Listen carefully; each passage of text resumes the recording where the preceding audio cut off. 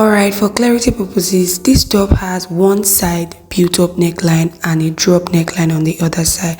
It has a side zipper and the wrong side is full lining finishing. Okay, we'll be going in with the drafting. We have two start line here and I will explain. The first one is your normal start line and then the second one is a 1.5 inches for the built up collar. Once you've gotten these lines, label them and then fold it in just like I have. Now the next thing you want to do, locate the center of your paper, the folded area, place your tape from the center of your paper. Now once you place your tape, you go in by half of your shoulder measurement and mark it. Now for the wideness of the neck, we are going in by 3 inches. Make sure it's not more than 3 inches except you're a plus size. Now from that point where you have your shoulder, go in by 1 inch. This is for your shoulder slope. Connect from that 1 inch to your 3 inch for the neckline and automatically you have gotten your shoulder slope. Now that we've gotten this, the next thing you want to do is to actually create the cardinal lines for your pattern paper, your chest line, your bust line, your waistline, and the full length for your top. Yes, after marking those lines, the full length for this top is actually 20 inches, but I marked 21. The extra 1 inch is for stitching allowance. Okay, now the next thing we want to do is to connect from the shoulder slope all the way to the chest line. This will help us to create our armhole. Place your tape from your shoulder slope all the way to your chest line. Indicate the midpoint. On that midpoint, go in by half an inch. Okay. Now from that midpoint, we'll be connecting back to the shoulder slope, but just before then, go to your chest line, divide your bust measurement by 4. So the bust measurement I'm working with here is 42. Divide by 4 is 10.5. I would add my sewing allowance of 1 inch and then I'll connect from that point I have on my chest line all the way to that midpoint and then to my shoulder slope. And that will give me my arm. Now whatever I have on that chest line, go ahead and mark it on the bust line because we use our bust measurement for that chest area. Good. Now go to your waistline. The waist measurement we are working with is 34. Now 34 divided by 4 will give you 8.5. Okay. Now 8.5 plus 1.5 inches will be taken out for that. That will give us what? 10 inches. Now 10 inches plus 1 inch for sewing allowance, that will give us 11 inches. And I've marked 11 inches. I hope you understand. Now on that full length, I'll just use my hip measurement. Now the hip measurement we are working with is 44 divided by 4, 11 plus 1 inch sewing allowance, 12, and I marked 12. Now the next thing I want to do is to connect all the dots. After connecting these dots, we'll go ahead and create our dart line. Now on your bust line, go in by half of your nipple to nipple measurement. Now the nipple to nipple for this particular dress is 9 inches. Divide by half, that's 4.5.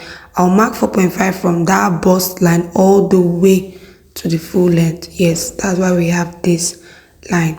Now also find the midpoint of your armhole and then connect it to the eye of your dart, just like this.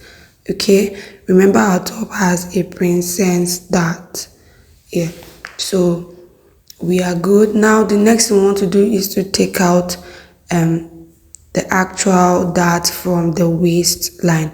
On the waistline, pay close attention. Now the side that faces the center of your fabric, you go in by half an inch, just half an inch. Then on the side that faces the side of the top, you go in by 1.5. okay. Now once you've done this, connect it to your bust line.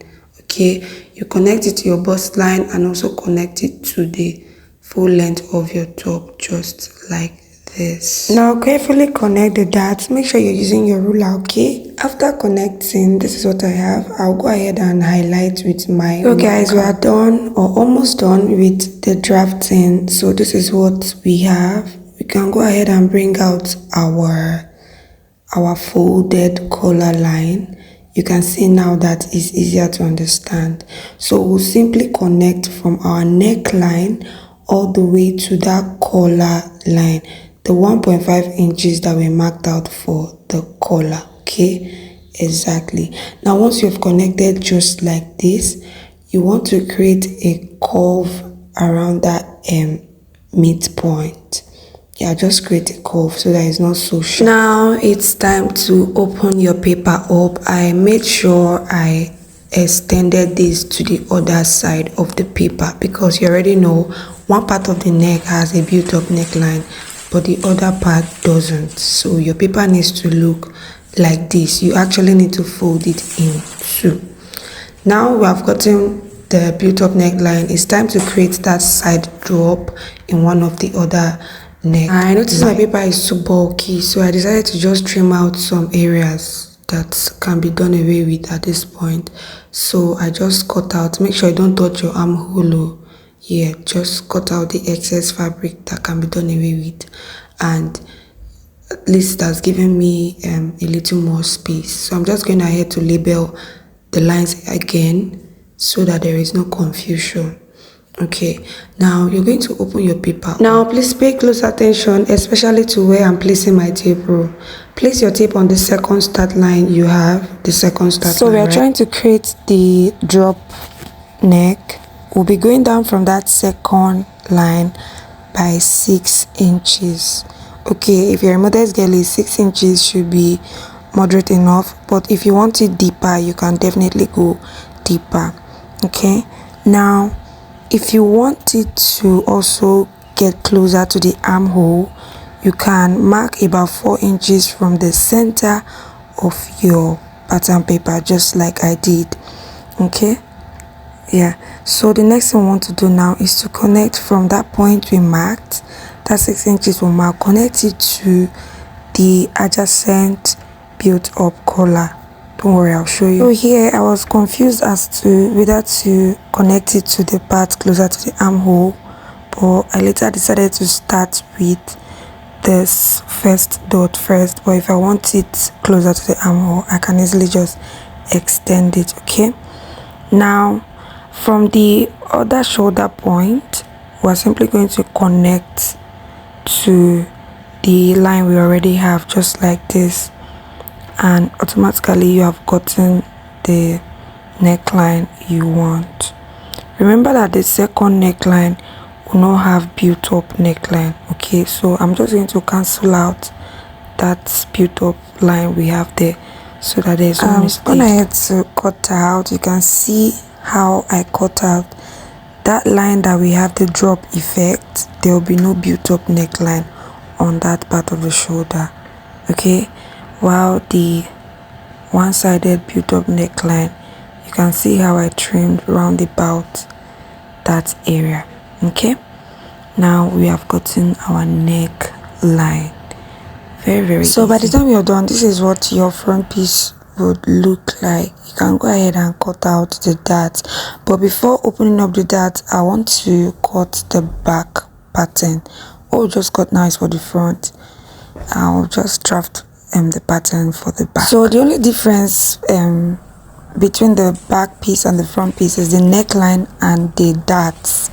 So the pattern paper I have is not enough per se, so I'm just going to show you how to insert the darts for the back and then how to cut the neckline. So just ignore every other part. Okay, now once you have drawn your dart line 4.5 inches from the center of your fabric, you'll be taking only half-inch allowance on both sides, or there's a half-inch allowance on both sides, and don't forget to add the dart intake to your sides when you're marking the shaping. All right, so that's that. Please don't forget that your back pattern should be on fold as well. The way the front pattern was on fold, the back should also be on fold because there will be no zipper allowance. All right, we'll be inserting the zip on the sides like I said at the beginning of the video.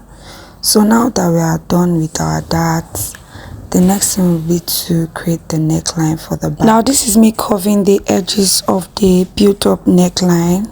Okay, now once you've done this, the next thing you want to do is to get your front piece. Pay attention. Okay, we want to make sure that the sides that have the built-up neckline are properly aligned. So this is what you do: face the wrong side of the front piece directly on top the wrong side of the back piece, just like this. This way you know the line, that the neckline that should have the built-up neckline.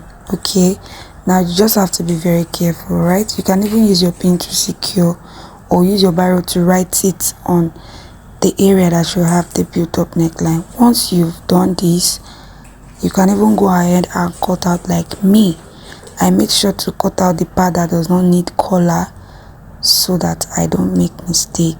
The part that doesn't need the built-up neckline, just cut out. Okay, now once you cut out, you can now take out the front piece.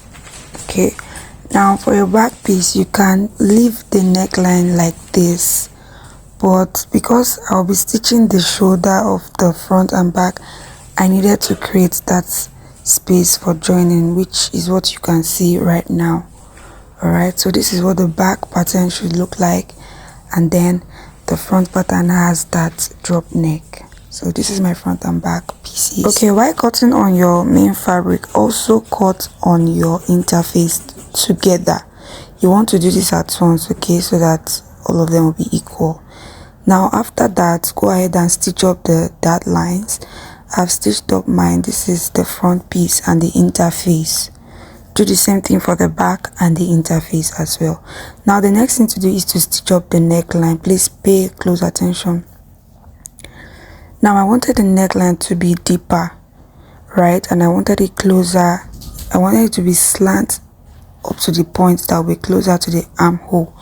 So here's what I did. I placed my table from the armhole point and I went in by 3 inches and I marked it. So I extended that slant we have from the built up neckline all the way to that new mark, and connect back to the shoulder just like this. And this is how I got that slant-ish or queen Anne-ish effect at the other part of the neckline. I hope this makes sense.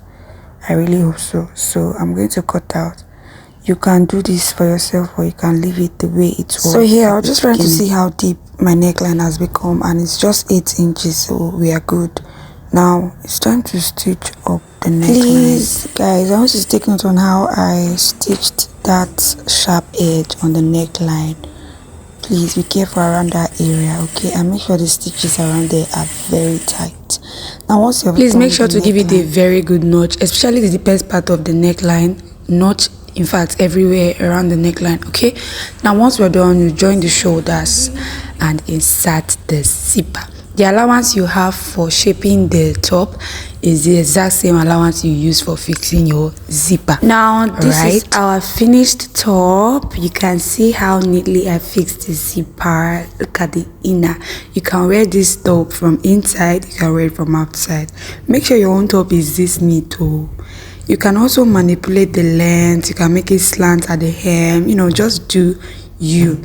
Anyway, my name is Naya John and I have delivered on this tutorial. See you in my next video, guys. Bye.